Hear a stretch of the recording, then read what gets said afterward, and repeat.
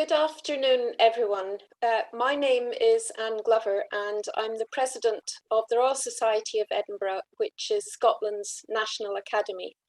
We're interesting as a national academy because we cover the sciences, the arts and humanities, and our fellows are also coming from areas of excellence of contribution to public life, to the creative industries, and from business.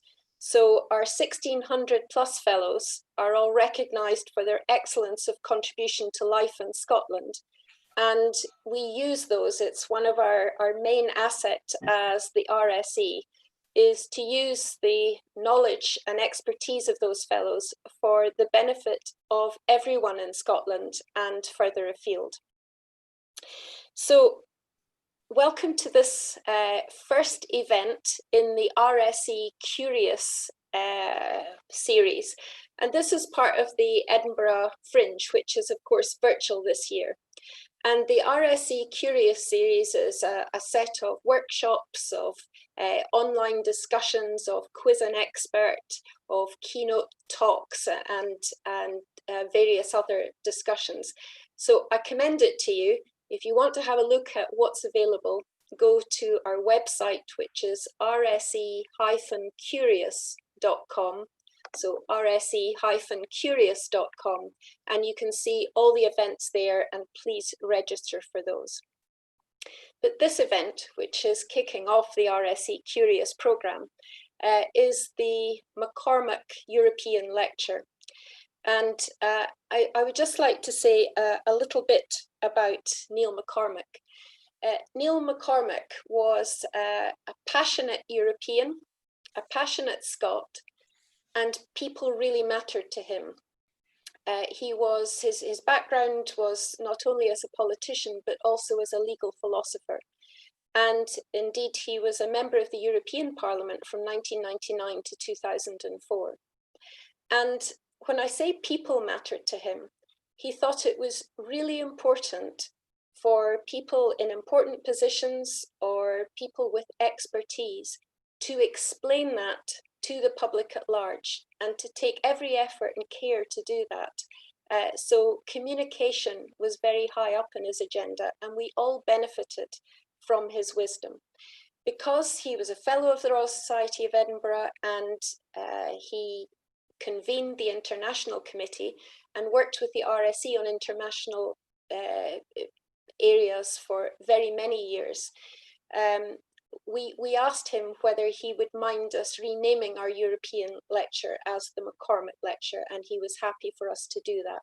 So it gives us an opportunity every year to remember Neil and to remember the huge contribution he made to the RSE, to Scotland, to life beyond Scotland, and further afield.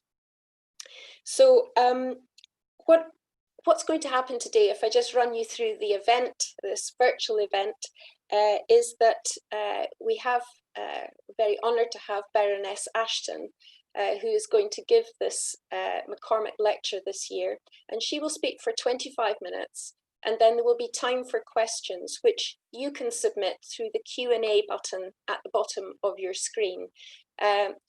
I just to reduce expectations, I know with these events there'll be a lot of questions, and especially for Baroness Ashton, so you'll forgive me, we will not be able to answer all the questions, but I'll try and consolidate questions where possible and answer, or at least to ask Kathy to answer as many as possible as we go through the event. The event's due to end at 3 o'clock, so about 25 minutes for a talk and about half an hour for questions. The event will be live streamed on YouTube and recorded, so if you want to go back and listen again, then that's an option for you. Whilst you know, so it's not just the event as is at the moment. So now let me introduce our speaker, Baroness Cathy Ashton. It's a real pleasure to introduce Baroness Ashton. I was saying just before you joined us that she and I were both at the European Commission for an overlap period, while she was the European Commission as first High Representative for Foreign Affairs and Policy. And during that time, I was Chief Scientific Advisor. So we were both exposed to the Brussels bubble, and I think would have a lot to say about that. But anyway, High Representative from 2009 to 2014. And that meant that she was in charge of the European Commission's External Action Service. And that contains about 140 diplomatic postings all around the world. And she was also responsible for chairing the Foreign Affairs Council and the Defence Ministers' meeting. So absolutely in the heart of diplomacy for the European Commission and European Union. In 2018, she became the chair of the Global Europe Programme at the Woodrow Wilson International Center for Scholars in Washington. And she's also a senior policy advisor to Chatham House and a consultant to the Geneva-based Center for Humanitarian Dialogue. In 2019, and I'm going to mention this because I love firsts. In 2019, Cathy became the first woman King of Arms of the Order of St. Michael and St. George, a first. So a huge welcome to you, Cathy. And now we're all very interested to hear what you say about the future of foreign policy. Thank you. Thank you, and thank you, Anne, so much for that lovely introduction. It's terrific to be with you all. I feel very privileged to be giving the Neil McCormick lecture. My only sadness is that I'm not there with you in Scotland. My hope had been that we'd be doing this live, and I've already said to Anne, please, if an opportunity arises, may I be invited back in order to have the chance to be able to talk to you all in public. But Zoom for now is our method. And so I hope that as we move through the lecture into the Q&A, that you will indeed engage in lots of interesting questions. It's always the most vibrant part of any conversation for me, because I get to hear what you're interested in. And I'll do my best to give you answers to questions you may have, or at least to share with you my concerns on certain issues. As Anna said, I worked in the European Union, bringing together the work of the Council and the Commission for the first time as the first High Representative for Foreign and Security Policy, first Vice President of the European Commission, the longest job title in history, called the HRVP for short, I'm pleased to say. They were 5 turbulent years when diplomats would often say to me that they had never seen such change. What had seemed certain for decades was swept away in days, and hope for better things literally rose and fell within hours. We struggled, I struggled along with everyone else to try and find a satisfactory response, to work effectively with some of the smartest, most dedicated diplomats and politicians who wanted to try and offer support and help, to the overwhelming majority of people who wanted one way or another a better life. And in the pursuit of that better life for themselves and for their families, I saw their determination and their bravery to try and achieve that. Most of the problems we encountered then, from the chaos of Libya to the invasion of Ukraine, lie still unresolved. Some of them I thought we had, things that I worked on, like the Iran nuclear program, now lie, well, sort of broken. Others, like the Serbia-Kosovo First Agreement, need to be pursued, and I believe there is greater hope than ever that they will be. So I want to use the time with you to discuss 3 aspects of foreign policy that I think are really important when we consider the future. So to begin, consider this. There are no issues that confront us that we can tackle alone.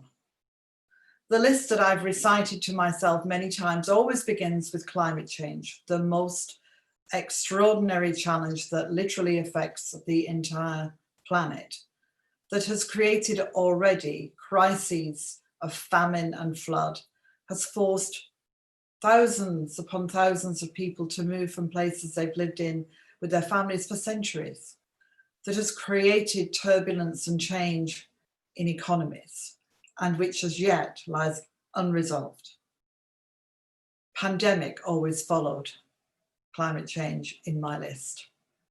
I need not say more. We are experiencing the consequences of that. We all know the dramatic change, not just in our lives and in the fortunes that we have, but in the future that we see.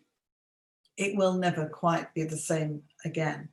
And for some, it has brought disaster, it has brought the loss of loved ones, and our hearts go out to them. But if we are to recover from the pandemic, the economic recovery through trade and job creation that we will need, if our universities are going to continue to bring in the greatest talent, if we are going to recruit into our healthcare sector and into our technologies and businesses of the future from all over the world, we need to collaborate. It's true as well for conflicts, because they may begin in one place, but they rarely stay there. They suck in energy and resources like wildfire. They ripple out in their effects across regions and worlds. And it's true too, that as we seek to support democracies, to sanction dictators, to fight organized crime and terrorism, we have to work together. And it's cooperation that exists in the space, whether in Scotland, whether in a Brexit Britain, whether in a combined European effort called the EU, whether in a transatlantic collaboration or a military alliance or in the United Nations. It's in the space that says, whatever you think or believe, proud as you should be of who you are, you can't solve it alone. And where that takes you is into the discussion about what I call the formal versus the informal. Whether one aligns with others in organizations like the UN, NATO, the EU, formal groupings where in many cases countries sign on the line to complex rules and regulations. In many cases too, to shared values and a fundamental belief in democracy as part of the deal. These are important formal groupings. We know too that finding ways to turn acceptance of the principle into enforcement of the practice has proved challenging. We see the struggles to ensure press freedom and judicial independence even within the European Union itself. The formal groupings bring weight and depth to be able to be used on issues of foreign policy. But so too, I saw the rise in those years of what you might call the informal group. Let's call them the friends of, or the contact group for. Useful ways of describing the fact that you bring people together around one issue, one concern, keeping out of it disagreements on many other issues, many other things where you would have very little in common. The E3+3 or P5+1 is an interesting example of that. As you know, I led and chaired the Iran negotiations for over 4 years, working with China, the US and Russia. In the E3 terms, this was the +3. The British, the French and the Germans, the original E3, or in the US terms, the permanent members of the Security Council, the 5+1, of course, Germany. And in that, over 4 years, we talked, while 2 presidents took office in Iran, through massive changes of governments in the countries concerned, and while events dramatically changed in our neighborhood, not least the crisis in Ukraine, Russia's decision to take Crimea, the chaos that we see still exists, all happened, including the horror of the shooting down of the Malaysian MH17 flight, which killed 283 passengers and 15 crew, shot down over Ukraine. All of that happened while negotiations continued to try and find a solution to ensure the purely peaceful nature of the Iranian nuclear program. The point is, we continued to discuss it with Russia as part of the team. They continued to work with us in a compartmentalized world, being able to deal with one issue separate from the rest. I'm not arguing that's a great way to do something. I'm not arguing it's a better way to do something. I'm simply saying that in a world where you can work together collaboratively, formally or informally, there are options that can get you at least to try and tackle some of the issues. What's lost in the informal is that depth. Fleeting alliances do not make for sustained work. And of course, it's sustained effort that will make a difference.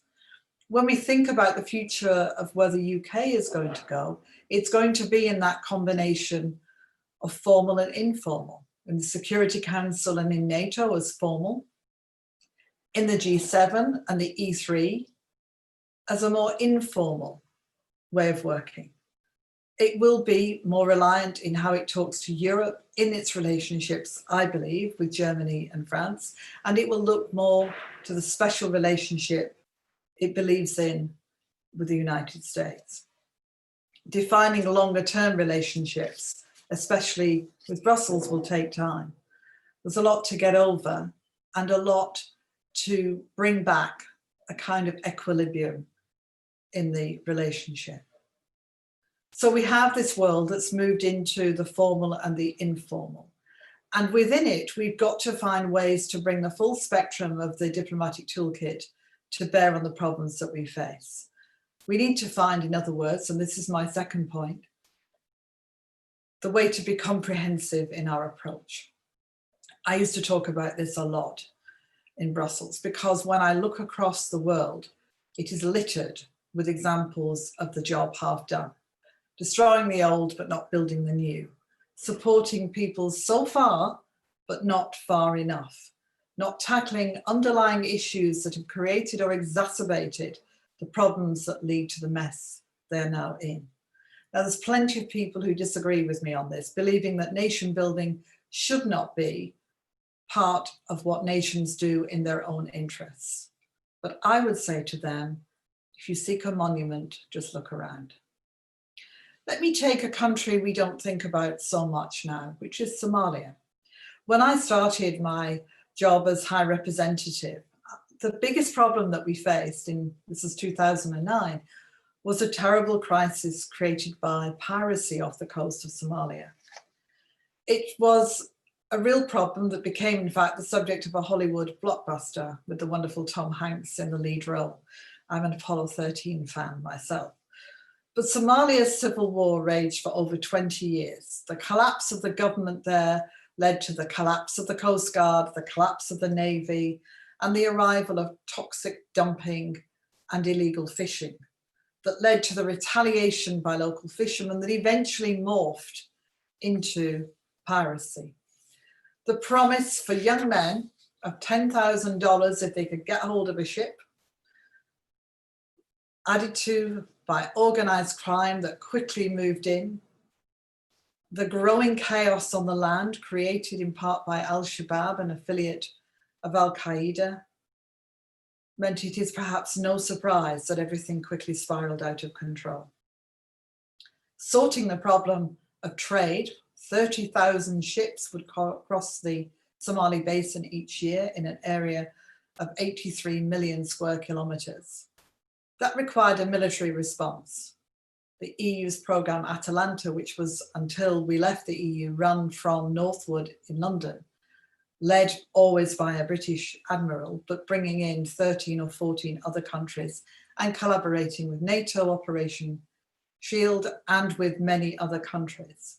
But creating safe corridors for ships to cross, arresting or deterring pirates was only a tiny part of trying to address the problems. Because arresting young men meant we had to find places to put them. At some points, the Seychelles had 30% of their prison population as pirates who'd been arrested elsewhere. They incidentally lost 100% of the tourism they'd got from cruise ships, who were far too concerned for their passengers and their crew to take that route for those who wish to travel and visit these extraordinary countries. Finding what to do with these prisoners in terms of rehabilitation and training. Many of these young men had very little, if any, education and giving them prospects on the land while making sure that Al-Shabaab was removed from communities and replaced, if you like, by good NGOs coming in to provide education and healthcare and so on, and helping a government that at the time I visited Mogadishu only controlled 1 square mile around the airport. I flew in on a UN cargo plane, not the most comfortable trip I've ever done. And when I ventured into the city, which was coming alive for the first time in years, it was guaranteed, they said, to be the worst and most dangerous place on earth. Whether it was or it wasn't, the end-to-end comprehensive nature of the problems that they faced needed to be addressed. How do you, they said, set up an education ministry? What do? We've got a slogan, give up your guns and go to school. Terrific slogan for young people. But how do we actually translate all of this into delivering resources to communities when we don't know how to do it, when we don't have the lines of communication? The point is, we can only do it by thinking about all of the problems together. It's a country still fighting a war with Al-Shabaab. It still has a vast range of problems. But if we're going to be able to help countries pull back from becoming failed states, or even from when they've already reached the point where we might classify them as that, we have to think end to end. We have to think of a comprehensive approach, and we have to think of doing it together.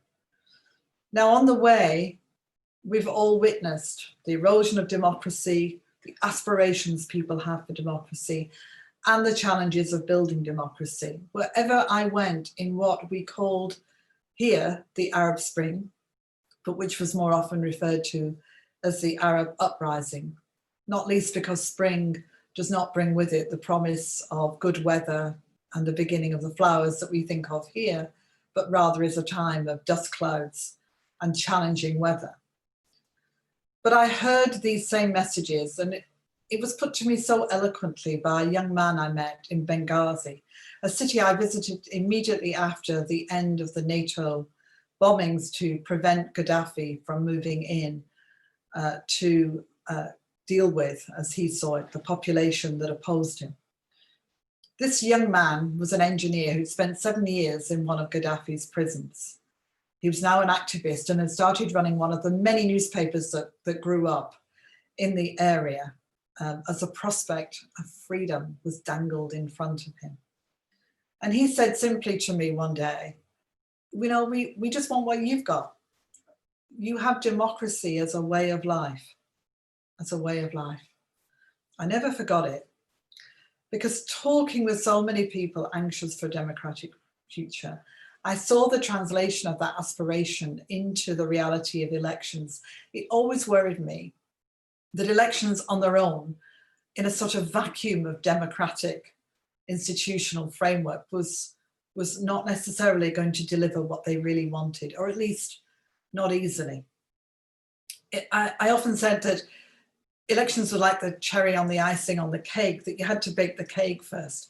And the cake was about what the underpinning, the democratic framework should be: free press, independent judiciary, police that work for you, the people, not oppress you, the people, civil society, the interwoven underpinning that makes the democratic values hang together.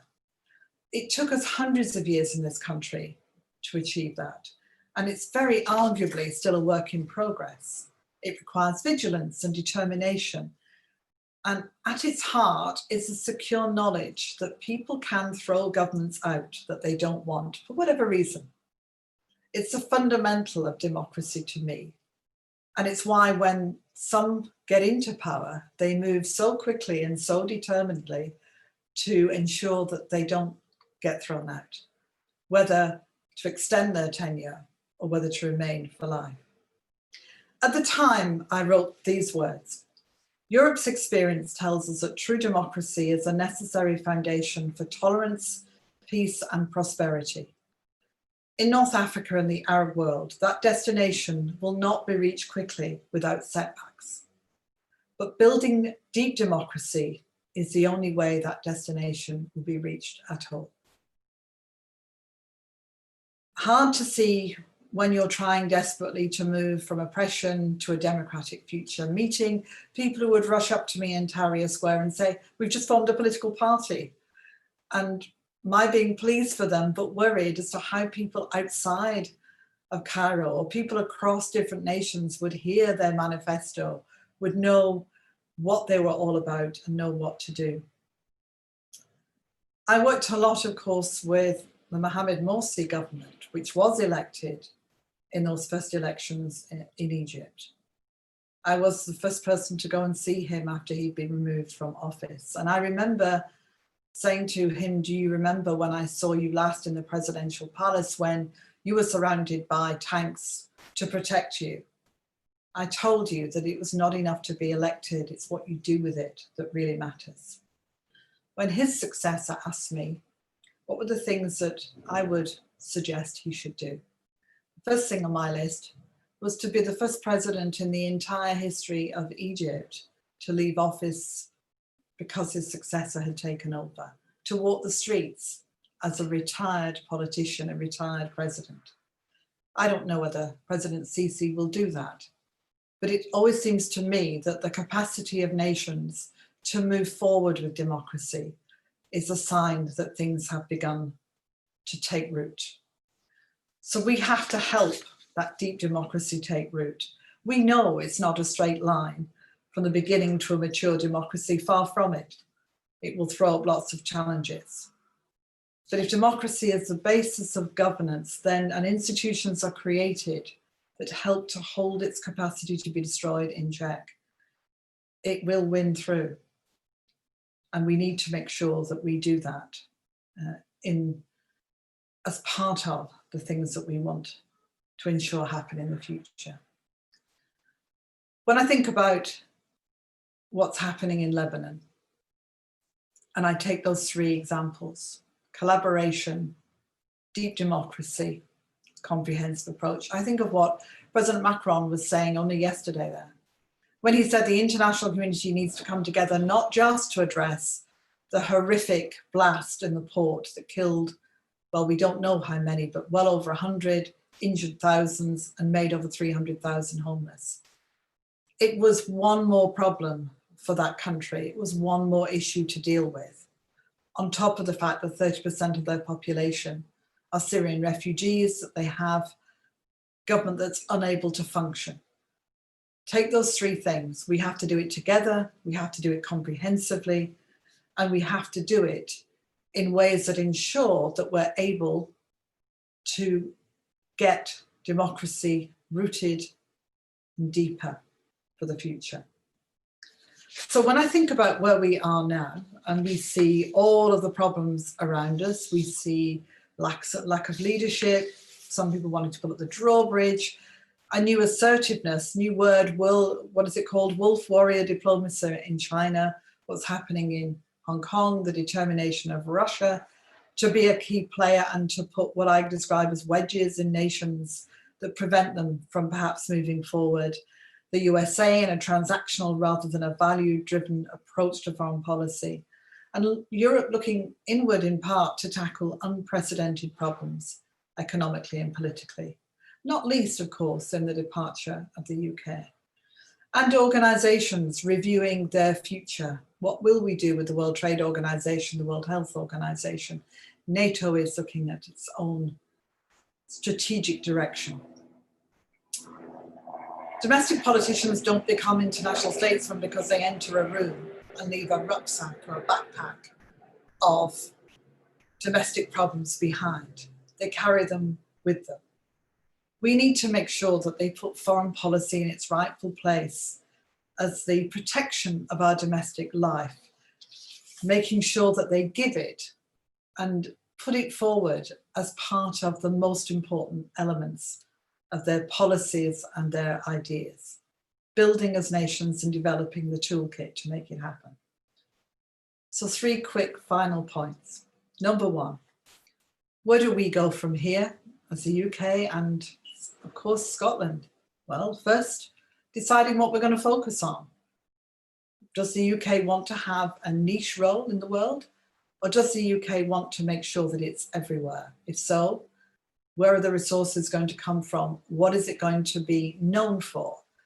What is going to be the watchword, the flagship ideas that set the UK apart, as well as make it part of the international community? Second, is the emphasis going to be more transactional, or is it going to be value-based? Are we going to decide that values need to drive what we do, making us proud to be identified with foreign policy? And how do we make it relevant to the lives of people who live here? People who in the UK want to understand why we spend this money, why we do these things in foreign policy. And very finally for Scotland, well, what's the offer you make and to whom? In my view, it's not about a separation of policy, but it is about a unique contribution, unique to the experience of Scotland and the incredible story and journey that Scotland has made. Thank you very much.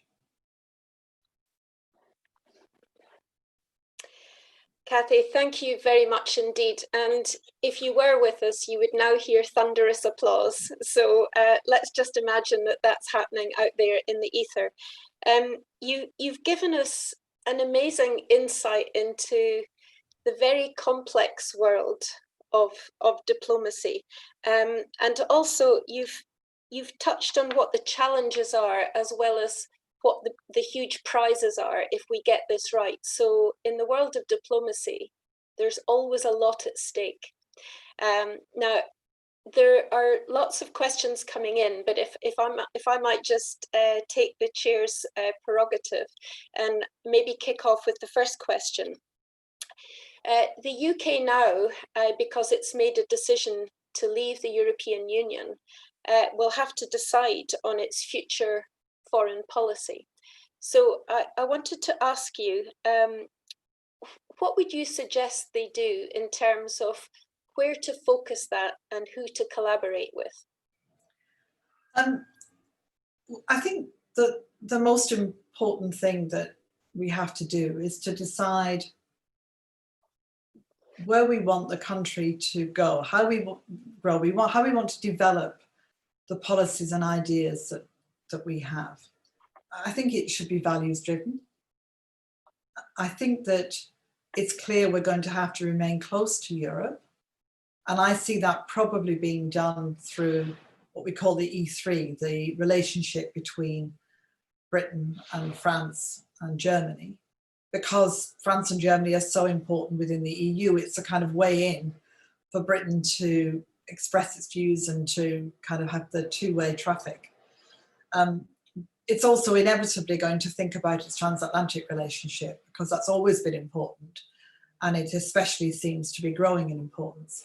But it's also going to have to decide whether it's going to look to play a leadership role, whether that's taking over the World Trade Organization, and I have no idea where that will end up, though there do seem to be a number of candidates, particularly from the African continent, who are gaining in support. But how far it wants to decide that it really wants to push forward in leadership. And in a sense, whether it's going to focus on issues that have always been, in a European context, so important to Britain. The obvious ones have been Afghanistan and Pakistan and Iraq and the Middle East, where Britain has played a big role in ensuring that Europe takes these areas in need very, very seriously. And it may decide that it wants to continue to push those in an international forum or international fora.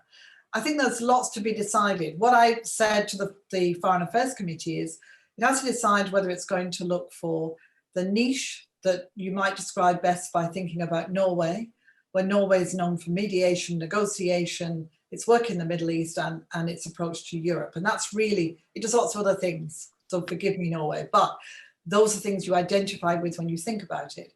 Or whether Britain is going to have a broader perspective. It's a bigger nation. It could do a lot more, but it's going to have to make decisions of that kind. And it'll be interesting to see which direction it heads in. Thank you. Okay, I'm going to move across now to some of the questions that have been submitted. And The questioners, please excuse me, I might paraphrase your questions just a little bit, but the first one came in from Erin McKee. And what she was asking is that should the EU and the member states of the EU do more to address the impact, the historical impact of colonization and slavery in the past? And I guess that Erin's thinking about the increasing prominence of the Black Lives Matter movement and so on, and how they might do that, whether through trade agreements or elsewhere. Is there a role for the EU in that, do you think? I think it's really important that the historical relationships are addressed, and addressed by the positive ways in which we can support nations to be able to develop. A lot of the work in Africa and with the Africa Union was about trying to help them with an economic model that would promote trade, especially between African countries. It's astonishing, actually, when you look at the infrastructure in parts of Africa, that it's harder to get between countries that are close by than it is to fly out and fly back in, and to improve road networks and the capacity of people to trade with their locality. We know from all experience in the world that this is the best way to support an economy. It's not necessarily about international exports that take goods a long way away. It's about what you can do with your neighbours. And it's also about moving away from the export of raw materials to the exports of finished products. Because if you can build a factory that makes the things, for example, a lot of wood is exported from parts of Africa and made into furniture elsewhere. Well, if it was made in Africa, you have all of those jobs, all of those trades, all of those opportunities that come alongside a whole industry, from advertising to carving to production lines to management, all of it. So it's really important, in my view, that we really address that. But I think we have to think strategically, and most importantly, we have to work with those countries on the things that they think are important to them. This is not about doing to somebody, it's about a collaboration. And certainly in the work that I did on trade, that was part of what we were trying to do, and part of what some of the work that countries have been doing in the Caribbean and so on to help support industry and agriculture have been also trying to do. So if we can help address those economic issues that enable countries to have the kind of growth that then give them more control, as well as working with them, and again, I say through the Africa Union, particularly on issues of governance and strengthening their democracies, then I think that will go at least a little way to addressing the past. Okay, thank you. And then something also about democracy, but a question from Paul Bentley. And this is touching on, you mentioned climate change during your talk to us. And he says, if Donald Trump is re-elected in November, will that impact on how we can address climate change globally? And what can the rest of the world do to perhaps bring sanctions or to persuade the US to basically sign up to the global agreements around reducing global emissions? I think it's really important not to forget that at Paris, a huge number of countries signed up. It's not enough. I know that before anyone says it. It's a foothold in the cliff that we have to climb, but it is nonetheless there. And although the US federally is important, not least because of the message it sends about leadership, a lot of work is currently going on in individual states of the USA that have huge economies and will make a difference. What happens in terms of the rules and regulations in, say, a state like California has a huge impact on what happens in terms of manufacturing of cars and emissions and so on. In countries that are building in order to sell into that market. In other words, it's not just about the US as a federal thing, and it's not just about a particular president at a particular moment. This is about all of us being prepared to work consistently and coherently towards the goals. So what I would say is, regardless of who is elected in November, that there is no excuse for the rest, if it happens to be President Trump who does not wish to move on this, nor indeed for the leadership to still be very strong across the world to try and address this problem together. We have to do it. There is no greater imperative, despite the crisis that we're currently working through. It is still the greatest imperative that we have to deal with. And the consequences, go back to my point about ripples, nothing begins somewhere and ends there, it moves. And so the problems that people are facing in countries where climate change effects are being felt most acutely are addressing them. And that addressing of them means that they're on the move in some cases, or they're having to rely more on aid. They're having to change their economic life. They're having to think differently. And that will impact us, is impacting us, and of course needs to be addressed. Yeah. Actually, just on that, just as a follow-up, do you think the current pandemic is going to add more focus on dealing with climate change, or has diverted attention from dealing with climate change? Interestingly, I've been talking about this because I think this is a really important point, that as our lives have changed, well, a lot of people have seen blue skies for the first time in a while. We've had and seen the impact of the lessening of pollution. There are children whose asthma has become better. There are all sorts of little effects. But the much bigger and long term is, what kind of economy do we want to emerge into? And I think there are moments when we're given the opportunity to sort of leapfrog ourselves into moving forward in a much more, again, coherent way together to try and tackle this. And this could be one of them. I think people have been prepared to put up with locking themselves away, dealing with a problem, have tried their very best to stick to rules, sometimes when they're not quite sure what the rule is, but have tried to do that. But they want to know that that means that this is being addressed properly as a pandemic, but also that there are consequences that need to be seen to be possibly opportunities, possibly times when we can make changes, because we've seen that our world is going to look different in any event. So businesses and technology can be brought more into the fore, more able to tackle this great and huge problem that we're facing. That's what I hope. Yeah. Actually, just I'll mention here that the Royal Society of Edinburgh set up a post-COVID Futures Commission in order to try and identify the world that we want to live in the future, rather than go back to what we had in the past. And if anybody who's on this particular event wants to feed into that, again, go to the RSE website, because we want to give a voice to people whose voices are not normally heard. And I think that would be a better future than the one we've had in the past, just hearing those voices. The next question is from Robert Molan, or Milan. I'm sorry, I'm not sure of the pronunciation, but he asked the question about what do you think about the UK's foreign aid policy moving from DFID to the FCO? And do you see that as more changing foreign aid into a diplomatic effort, or rather than poverty alleviation? What are your thoughts? Well, Robert, I was thinking about this when it happened in the context of my engagement in the EU, which was that we looked very carefully when we were creating the External Action Service to try and work out how we would link the work of our development teams with the work of our diplomatic missions. There was a disconnect in some ways between what was being decided in Brussels that would be spent in a country overseas and what the diplomatic missions on the ground felt would be the best ways in which we could support and help different communities.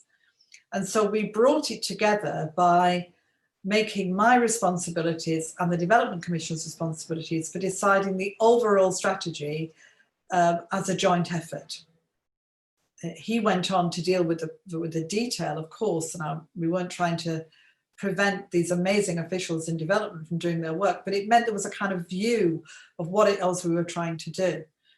And so you could argue that the bringing together of DFID into the Foreign Office is the closest example of that. However, you don't actually need to merge departments to achieve that same thing.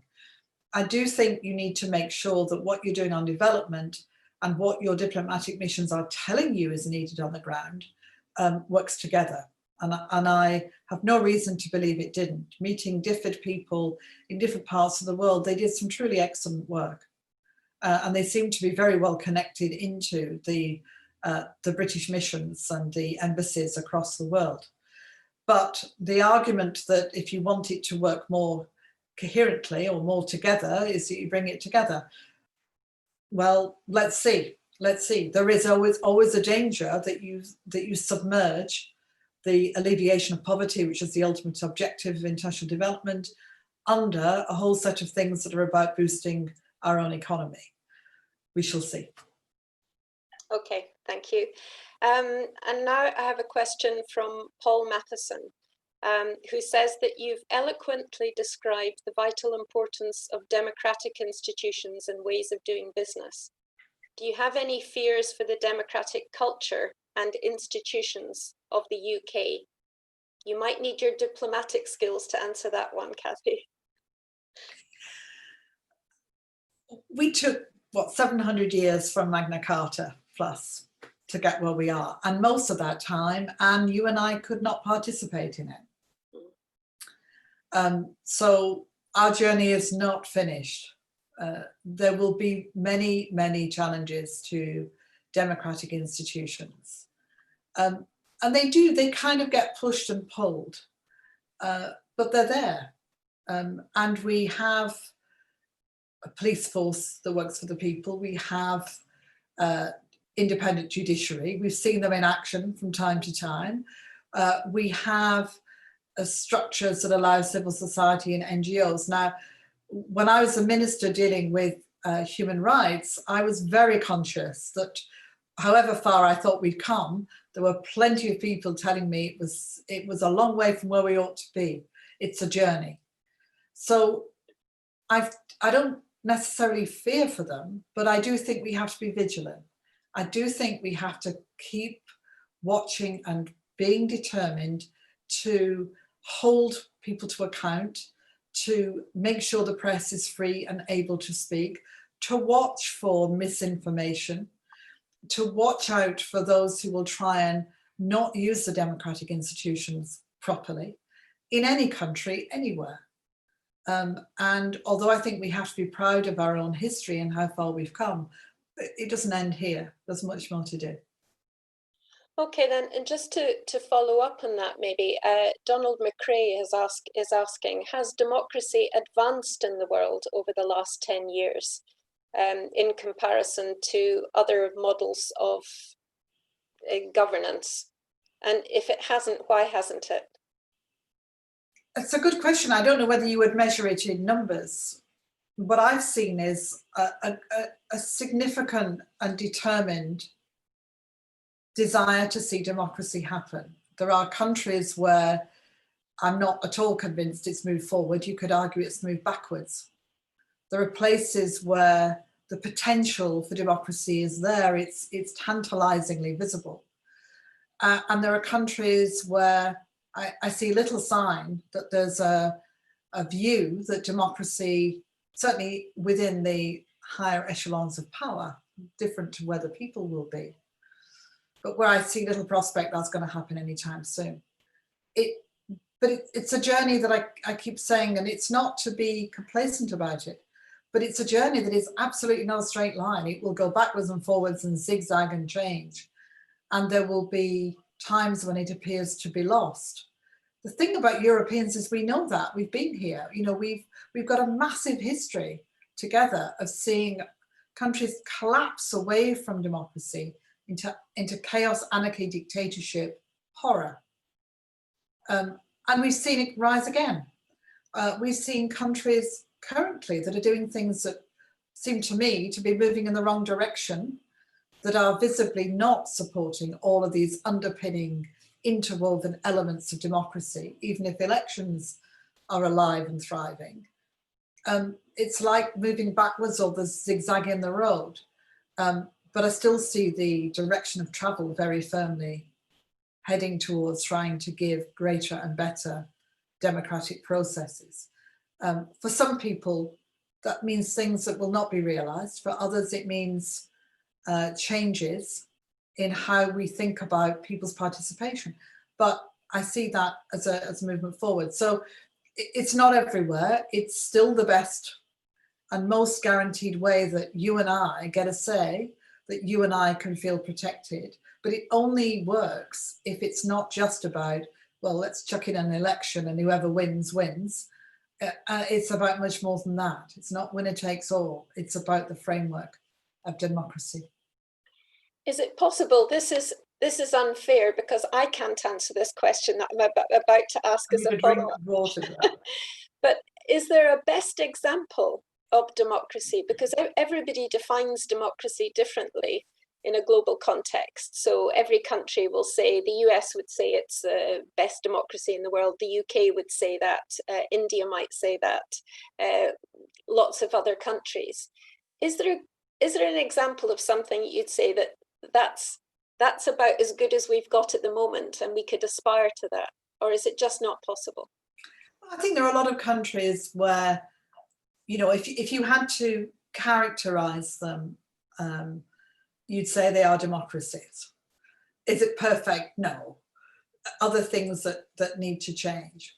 Well, probably. And it's a much more work to do. But they are democracies, imperfect, but they are democracies. And I think there are a lot. I think European nations, our own, of course. America is a democracy. You can look at India and say it's a democracy. It's the biggest democracy in the world. It's, you know, and you could then write a whole list of things that you would like to see addressed and changed. And for people in Scotland, when you look at the UK, there would be those who would want to make more significant changes than others. It's everyone has their own views, but if we really had to be pressed on whether we think they're democracies, then they are.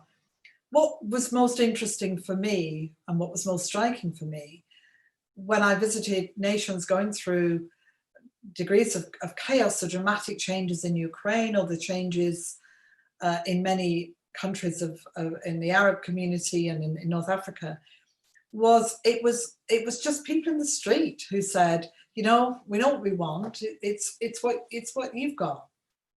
You know, you go home and you have a degree of freedom and certainty and security that is not born of whether you like the government of the day, whether you support the opposition of the day, whether you think your local council is any good or whatever. It's born of a way of life, of a sense that this is how it is, and that you do have a voice and you do have recourse if things happen. And for many people in the world, that's not what's available at all. And so imperfect, yes, but democracies, when they work, and as long as people recognize it's not finished, it's not perfect, I think we can be quite proud of being part of a democratic framework that I would recognize as a democracy. Thank you. So moving more into the Middle East now, there's a question here by Ralph Almond, who said that you spoke about the need for international cooperation and also about the recent issues in the Arab world. So how can the international community ensure that Israel cooperates properly with the United Nations and other international stakeholders to achieve this? I don't know whether Ralph means in terms of Israel's relationship to the UN or whether he means in the context of the relationship to what's happening in the Middle East peace process. So let me just say a little tiny bit about both, which is that Israel is an important and significant nation and it needs to be secure in its borders and in its future. That's, to me, a given. The question that Israel grapples with, and that those of us who've engaged with it grapple with, is the best way to achieve that. And it's always seemed to me that a significant part of that is ensuring that within its own region, Israel is secure and safe and has strong and good relationships with its neighbours. And part of dealing with that is addressing what's happened to the Palestinian people. So in that context, the engagement of Israel in a peace process where it is a key player, a key and important part of it, with its neighbourhood and with the international community that wants to support it, is really significant. In the longer term, I believe it guarantees greater security for the people and for the country. On the second part of that, it has a relationship with the United Nations. It needs to decide, I think, in a sense, how far it feels and is able to work alongside the UN and some of the issues that I've already identified, and in how it's going to be an international player beyond its own borders and beyond its own region. And that is partly about thinking longer term about where it wants to be. And I hope that we will not forget that there is still plenty of work to be done to try and address the problem, the issue, whatever word you choose, that will help the Palestinian people into what I think has to be a two-state solution. I know we keep saying it doesn't exist anymore, it's one, it's none, it's whatever. But when you look at it and you factor in all of the different things, I think you end up returning to the most obvious and most sensible proposition, which is precisely that. Okay, thank you. Now, excuse me, everybody, for leaning into the screen, but it's just, so Judy Makeson has asked a question, an interesting one, I think. To resolve the pandemic, science researchers around the world have shared information and resources. Do you see a way of using this kind of model as the future of foreign policy?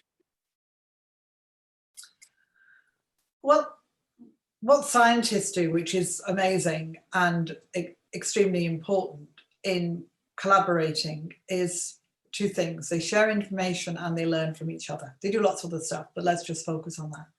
And that's exactly what foreign ministers sitting in a room together are doing. One of the things that was really interesting about chairing the Foreign Affairs Council was I had 28 countries by the time Croatia had joined, who had an interest by their geography and their history in at least one part of the world, and who had deep knowledge. And whatever issue we were discussing, wherever we were discussing, there would be somebody, and probably several, ministers and countries who had dealt with, understood, been party to agreements, had, for good or ill, been connected to those countries, that part of the world, and to whom the others could look to give a deep set of insights into what was going on. And so you had this collaboration that is probably as close to a scientific one, of sharing the knowledge and supporting each other in the work that they were doing.